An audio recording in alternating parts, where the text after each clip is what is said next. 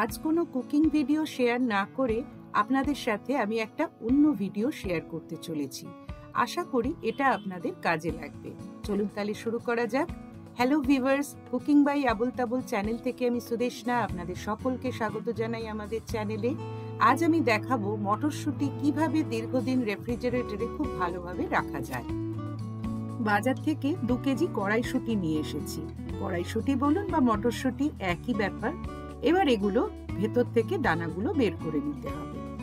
কড়াইশুঁটি ছাড়ানোর সময় একটা জিনিস মাথায় রাখতে হবে যে অনেক সময় এই খোলাটার মধ্যে সবুজ রঙের পোকা থাকে বা এই দানাগুলোর মধ্যেও অনেক সময় পোকা থাকে, তাই সেগুলো খুব খেয়াল করে বেছে নিতে হবে।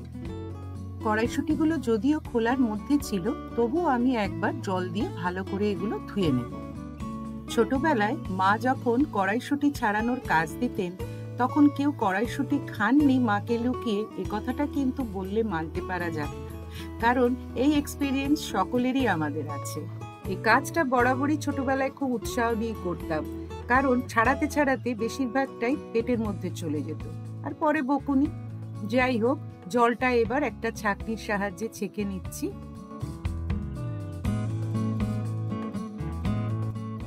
এবার একটা কড়াইতে বেশ কিছুটা জল ঢেলে দিচ্ছি। কড়াইশুঁটি এমন একটা ভেজিটেবল যেটার পুষ্টিগুণ তো আছেই, আর এটা দিয়ে কত রকমের যে খাবার বানানো যায় সে তো আমরা সকলেই জানি। এবার জলের মধ্যে 1 টিস্পুন নুন আর 1 টিস্পুন চিনি অ্যাড করে দিচ্ছি। চিনি আর নুনটা হাতার সাহায্যে জলের মধ্যে খুব ভালো করে মিশিয়ে নিচ্ছি। শীতকালে যে দামে আমরা কড়াইশুঁটি পাই, সারা বছর কিন্তু সেই দামে পাই না, প্রচুর দাম বেড়ে যায়। আর তাই এই সময় যদি কড়াইশুঁটি বাজার থেকে বেশ কিছুটা কিনে এনে এইভাবে প্রিজার্ভ করা যায়, তাহলে আপনারা সারা বছরই প্রায় ব্যবহার করতে পারেন। জলটা যেই ফুটে উঠলো, কড়াইশুঁটিগুলো এর মধ্যে দিয়ে দিলাম।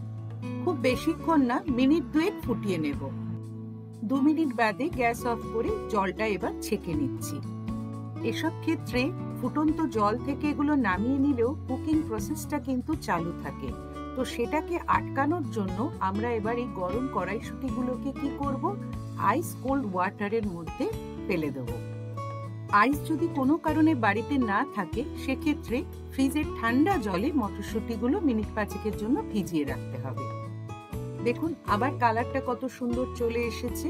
ভিডিওটা দেখতে দেখতে আপনাদের মনে হতেই পারে যে শীত তো অলরেডি চলে গেল, গরম পড়ে গেছে, তাহলে এখন কেন এই ভিডিওটা আপলোড করছি। এটার জন্য আমরা সত্যিই দুঃখিত, যদিও শীতকালেই কিন্তু ভিডিওটা আমরা শুট করেছিলাম, কিন্তু বিশেষ কারণবশত ভিডিওটা আপলোড করতে লেট হলো। এবার জলটা ছেঁকে নিচ্ছি। যেহেতু কড়াইশুঁটিগুলো শুকনো করে নিতে হবে, তাই জলটা খুব ভালো করে ঝরিয়ে নিতে হবে।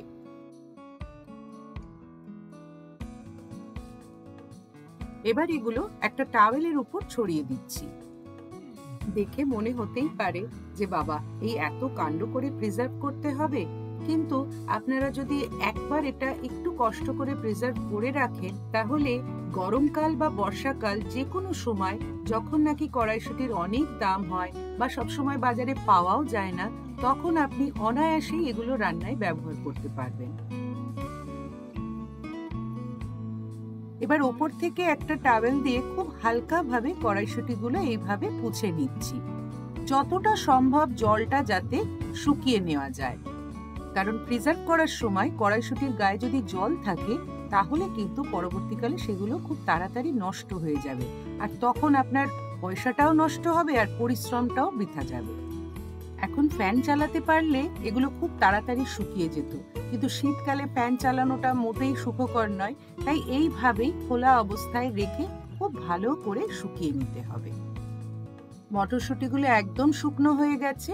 এবার এগুলো আমি জিপলক ব্যাগে ঢুকিয়ে দিচ্ছি। আমি এখানে জিপলক ব্যাগ ইউজ করছি, আপনারা চাইলে অন্য যে কোনো ধরনের এয়ারটাইট কন্টেনার ইউজ করতে পারেন।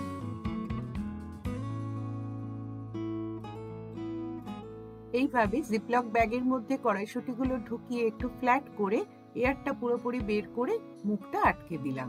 আর একটা জিপলক ব্যাগ নিলাম এবং ওই একই প্রসিডিওর ফলো করছি। এখনো বাজারে যে দামে কড়াইশুঁটি পাওয়া যাচ্ছে, আপনারা চাইলে কিন্তু বেশ কিছুটা পরিমাণ এনে আমার মতো এইভাবে প্রিজার্ভ করে রাখতে পারেন। লাস্ট ইয়ার এইভাবে আমি কড়াইশুঁটি প্রিজার্ভ করে বহুদিন পর্যন্ত ইউজ করেছিলাম। অনেকের কাছেই হয়তো এই পদ্ধতিটা জানা, তারা অলরেডি এইভাবে প্রিজার্ভও করে রেখেছেন, কিন্তু যারা এটা জানেন না তাদের জন্য এই ভিডিওটা কিন্তু খুবই ইউজফুল হবে বলে আমার বিশ্বাস। আজ তবে এই পর্যন্ত, সবাই খুব ভালো থাকবেন। Thank you.